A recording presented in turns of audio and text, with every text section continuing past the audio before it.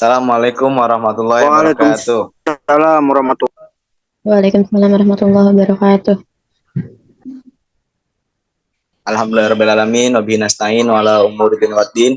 Wassalatu wassalamu ala asyrafil anbiya'i wal mursalin. Amma ba'du.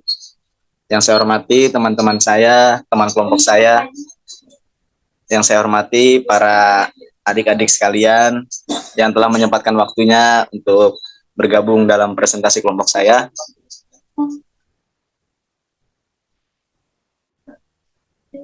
Izinkan saya sebagai moderator untuk memperkenalkan teman-teman kelompok saya. Yang pertama ada Novia Ramadhani, yang kedua ada Putri Rasina, yang ketiga ada Muhammad Fatih Diaul Haq Syah, yang keempat ada saya sendiri Nurholis Majid, yang kelima ada Muhammad Arif. Dalam kesempatan hari ini saya dan kelompok saya akan mempresentasikan mata kuliah hadis yang dengan tema perbedaan hadis dan Al-Quran. Ya, next slide. Next slide dulu. Oh ya. Baik, presentasi pertama yang akan dibawakan oleh teman saya yaitu Muhammad Putri Rasina.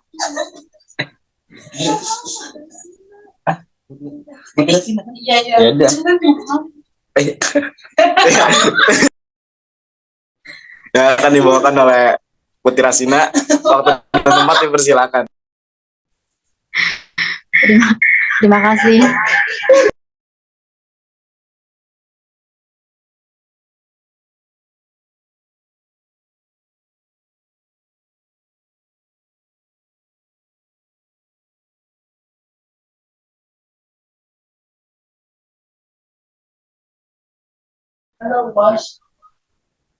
Definisi Al-Quran.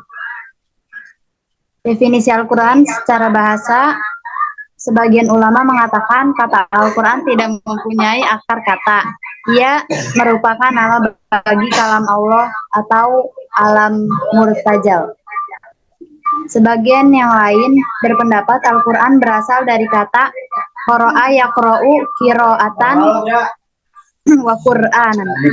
Artinya bacaan atau yang dibaca. Definisi Al-Quran secara istilah.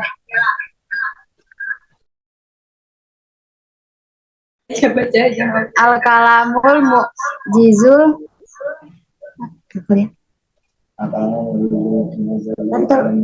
Taduh.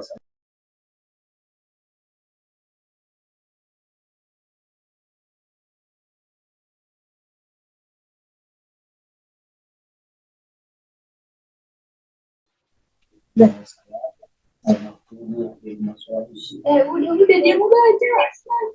Al-kalamul mu'jizul minazzalu alan nabi sallallahu alaihi wasallam maktubu fil masahifil manqulu anhu bitawaturil muta'abbadu bitilawatihi. Kalam Allah yang mengandung mukjizat diturunkan kepada Nabi, tertulis pada mushaf, diriwayatkan secara mutawatir dan dinilai ibadah dengan membacanya.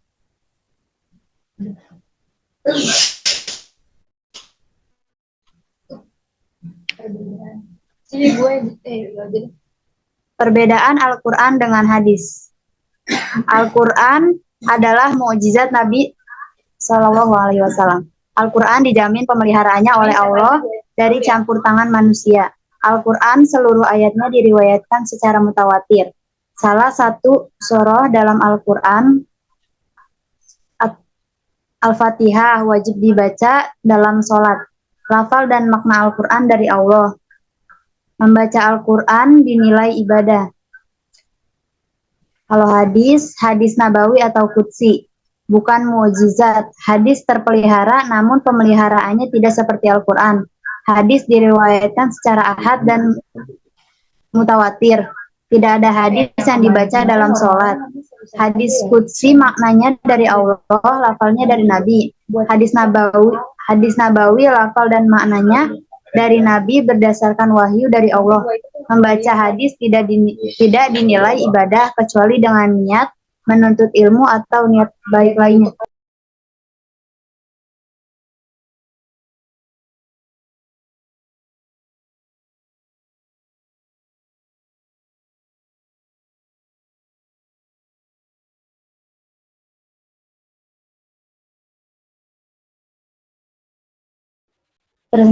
Presentasi akan dilanjutkan oleh moderator. Baik.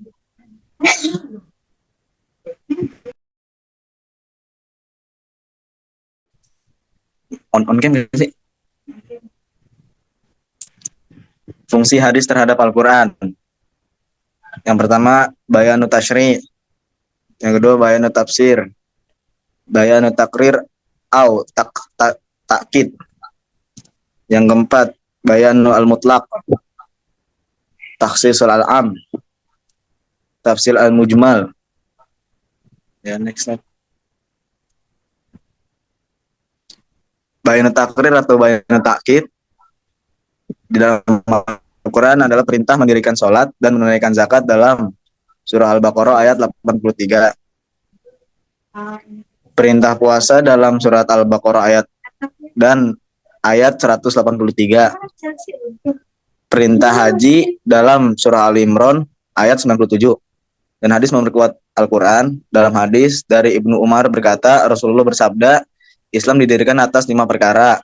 Kesaksian bahwa tiada Tuhan melainkan Allah dan Muhammad utusan Allah, mendirikan sholat, menunaikan zakat, haji, dan puasa Ramadan. Hadis rawahu Bukhari. Bayana tafsir yang pertama, tafsir al-mujmal atau hadis memperinci ayat Al-Quran dan global. Dalam Al-Quran perintah sholat dan zakat disebutkan secara global. Tapi kalau dalam hadis, shollu kama ra'aitumuni usolli. Sholatlah sebagaimana engkau melihatku sholat. Hatu rub'ah usyri amwalikum. Berikanlah 2,5% dari harta-hartamu. Bayan tafsir. Yang kedua, bayan tafsir adalah taksis al-am. Hadis yang mengkhususkan ayat-ayat Al-Quran yang umum. Dalam Al-Quran, dalam surah An-Nisa ayat 11 dijelaskan bahwasannya anak kandung mendapatkan warisan. Tapi dalam hadis dijelaskan anak para nabi tidak mendapatkan warisan. Nahnu ma'asyiral anbiya'i lanu rasu ma taraknahu sadaqah. Kami para nabi tidak meninggalkan warisan, apa yang kami tinggalkan adalah sedekah.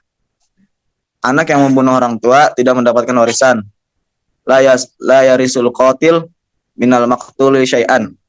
Pembunuh tidak dapat mewarisi harta pusaka. Jadi orang yang membunuh orang tuanya, anak yang membunuh orang tuanya itu tidak akan mendapatkan warisan, sebab dia membunuh orang tuanya karena ingin warisan itu tersebut. Next. Mana yang ketiga sih? Oh ya. Bayan tafsir yang ketiga, takyid al-mutlaq atau hadis membatasi ayat Al-Quran yang mutlak atau tidak terbatas. Dalam Al-Quran, dalam surah Al-Maidah ayat 38, hukuman bagi pencuri adalah potong tangan. Wasariku wasariqatu faqta'u aydiyahuma. Pencuri lelaki dan perempuan maka potonglah tangan-tangan mereka. Dan dalam hadis memberi batasan harta curian yang karenanya pencuri dikarenakan hukuman potong tangan. Sabda Nabi, la tuqta'u yadu sariki illa fi rum'i dinarin fasoidan. Tangan pencuri tidak boleh dipotong melainkan pada pencurian harta senilai seperempat dinar atau lebih. Hadis rawahu Muslim. Jadi balik sebelumnya. Jadi dalam tafsir mutlak tersebut hadis menjelaskan untuk membatasi ayat Al-Quran yang mutlak. Contoh hadis lain adalah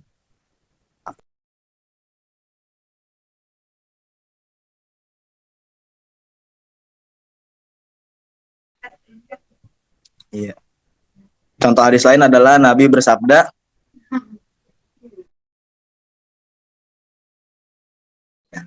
laukan Fatimah binta Muhammad syaraqat faqatana yadaha. Walaupun Fatimah binti Muhammad mencuri, maka tetap akan dipotong tangannya. Jadi hadis itu mutlak untuk membatasi ayat Al-Quran. Next.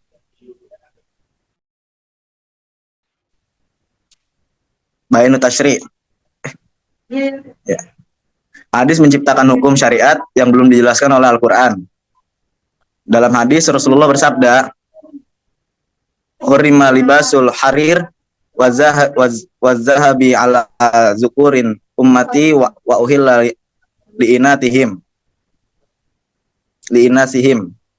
Yang artinya diharamkan memakai sutra dan emas bagi laki-laki dari umatku, namun dihalalkan bagi kaum wanita mereka. Hadis riwayat Tirmizi. Contoh lain Rasulullah bersabda, "Innallaha wa rasulahu yanhayanikum an luhumil humaril ahliyati fa innaha rijsun." Yang artinya sesungguhnya Allah dan Rasulnya melarang kalian memakan daging keledai peliharaan karena hewan itu najis atau kotor. Hadis riwayat Bukhari.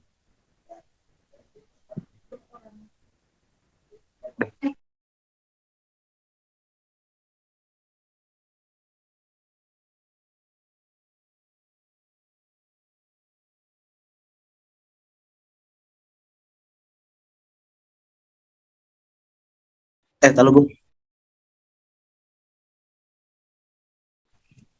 Baik, eh,